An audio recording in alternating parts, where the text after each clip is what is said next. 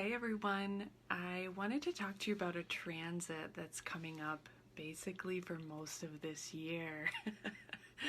And so I feel like it's really important to share about, to talk about, to reflect on for each of us individually because this energy is going to be so prevalent for us throughout this year. And this transit, as I was looking at it throughout all of 2021, is Saturn squaring Uranus. And it is exact right now. It's going to be exact until the 24th of February. And then again in June, it'll be exact from June 13th to 18th. And then again in December on December 24th to 29th, so around Christmas time.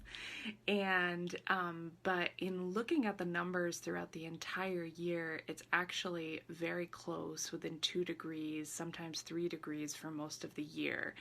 And the biggest break we're getting for it is in August, September, and then the beginning of October when it's about 6 to 7 degrees away from square. So, right now is a big time, and then June and December, but really a good majority of the year we're dealing with this energy. And so, it's very interesting because Saturn is in Aquarius and Uranus is in Taurus. And so we've almost got these reversals happening because Saturn is really these foundations, these structures, these kind of tried and true artifices that we build that kind of can keep us safe. And it's in the sign of Aquarius, which is all about innovation, change, revolution, shifting, fast energy, the future. And so we have those two together, but then we have Uranus and Taurus, which is also really odd, and that's been there for a while. I've talked about that before, but, to give you a vantage point of this, Uranus is about the same things as Aquarius is, where it's about, change and innovation and revolution and all those things, but it's in Taurus, which rules tradition, banking, security, kind of staying true to the old way. And these two are fighting with each other. They are squaring one another. And it's creating this dynamic, I feel like, globally, but also it's going to be touching us personally. And I thought I would bring in kind of an example from Downton Abbey because I've been rewatching the whole series again. It's kind of calming, I feel like, right now. So I've been thinking about it because, and whether you've watched it or not, I think you'll get the analogy. So, in the show, there's Lord Grantham, and Lord Grantham is kind of the epitome to me of sort of really stuck Taurus energy. Like, he really wants the estate to stay the same throughout the whole series. He really doesn't like change. He doesn't want to see any development on his land. There's a lot of big conversations throughout the show about that. And, eventually towards the end of the series, he does start to open up to change after much protesting, screaming, just being really frustrated and feeling like everybody is against him. But eventually he does start to open up to change, and he allows some development on his land, but it has to be nice development. It has to be the way that he wants it to look so that it preserves some tradition, but it also is a bit of the new. And that really feels like that Uranus and Taurus energy that we've been dealing with of, some real things need to change, right? Especially when it comes to financial systems and to the way that we've defined security and money and resources and all of this. So, So that's been going on for a little while now. It's going to be going on for a number of years to come. But then I feel like Saturn is kind of adding fuel to the fire and making odds to this, and reinforcing the theme, but in, a slightly different way. And, this made me think more of, and I'll come back to you in a little bit here, but, this made me think of the Dowager Countess, so Lord Grantham's mother, and she's even more, traditional in some ways than he is, although you could probably argue one way or the other. But she's almost that figure of Saturn, the one that's upholding that old foundation, that old structure, and there's this interesting scene where, even in all of her traditions, she confronts Mary.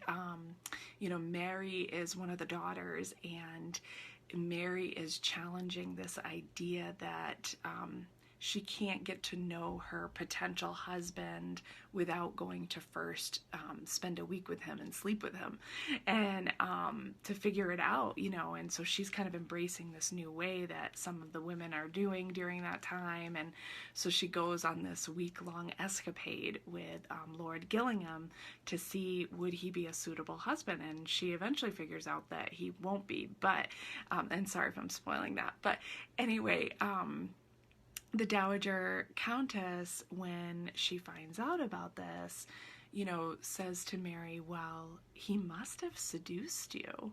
He must have taken you off to go on this journey. That's the only way. That's what would happen in my generation. And she almost makes this this little bit of a way for Mary to kind of get away with this, this little out, oh, he seduced you. That's the explanation, right? And that to me feels like that Saturn in Aquarius of like, there is this, this way that we can improvise with the old, but still keep some of the old values at the same time.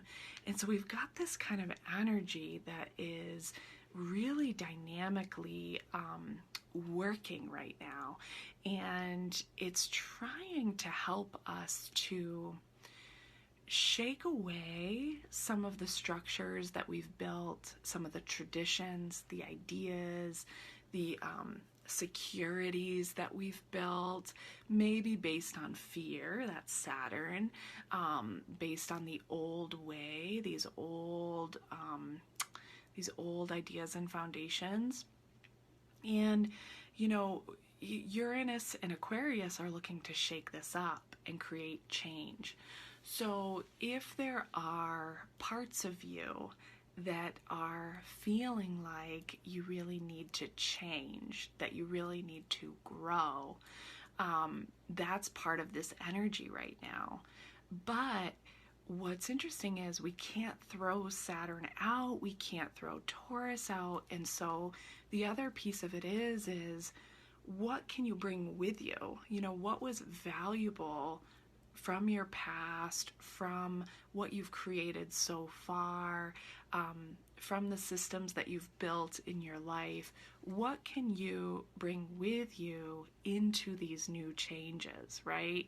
Because with squares, anytime we have squares, if you favor just one and not the other, there's an imbalance. And we, some of us maybe tend to be more, kind of stuck in the mud, more Saturnian, where, we're not going to change, we're not going to grow, we're going to resist change at all costs.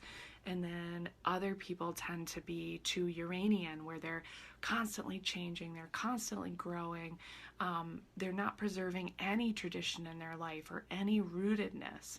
And so there's an imbalance there. And it's almost like the sky is telling us, how do we bring these together in a new way? And so it feels like alchemy to me. It feels like we have to alchemize this energy this year, to really open up to, what are these new ways that we're creating for ourselves within what we have already. So it's not necessarily throwing the baby out with the bathwater unless you've resisted all change at all costs. Then you might have to lean into the Uranus energy and say, you know what, I really just need a change, a big change. And then it's not about, staying so stuck in the mud that you can't change at all, and you refuse it and you refuse to look at it. That's not going to work. I think we need to get comfortable with change this year. And is it going to be always readily apparent to us about what those changes are going to be? Probably not. The reason why is because this Uranus and Aquarius energy is very much about surprising us, sharing new information with us, getting through to us. It comes in to keep us alive. If you've even felt like, I had this moment even a few weeks ago, kind of leading up to this, where I was like, I want to feel more alive, and that is very much Uranus and Aquarian energy. And, if the structures in your life are keeping some of those things away from you, how can you revise them? How can you improvise? It also feels a bit like jazz to me, but I did feel like this week was probably a big one for a lot of people, and just getting used to this energy and what is this about. And so I wanted to give you this really big bird's eye view of, hey, we're going to be working with this energy this year. How are you going to alchemize it? What are you going to let go? What are you going to bring in that's new? What are you going to keep? What is valuable to you, truly valuable to you? And I do feel, and I've felt this from the beginning, that Uranus and Taurus is calling us to kind of simplify our value systems a little bit more, so that we're not so stuck in the mud, so that we can be flexible, we can change, so thinking about that. And, I do think we're going to see rises in things like cryptocurrency and, new ways of financial systems. One of my students even brought up this great example, because Uranus and Aquarius also rules electricity, is that, when this hit was when, the grid in Texas, this old grid that's kind of off on its own, just breaks down, right? And so this is a very, emblematic moment of this square, right? Of something's not really working here. We need to revise it. Will they revise it, or are they going to keep it the same, and so that's something to think about too.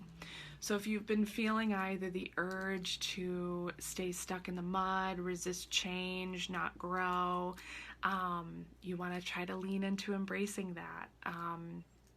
Or, if you're feeling like you want, no roots at all, you might want to think about what can you carry with you into the next phase. So I hope that this is really helpful. I think I'll probably talk more about it as I kind of sink into it this year, but here we go. This is a new energy for us, and we've got to get used to it. So, yeah, I think that's all I'll say for now. I do sense a little trickster energy around it too, because of the reversals in the placements. So again, we're going to be surprised. We're not going to know all the time what's going to be revealed, but I think there's going to be a lot of opening and awareness. So hopefully this is helpful for you, and that's all. Take care.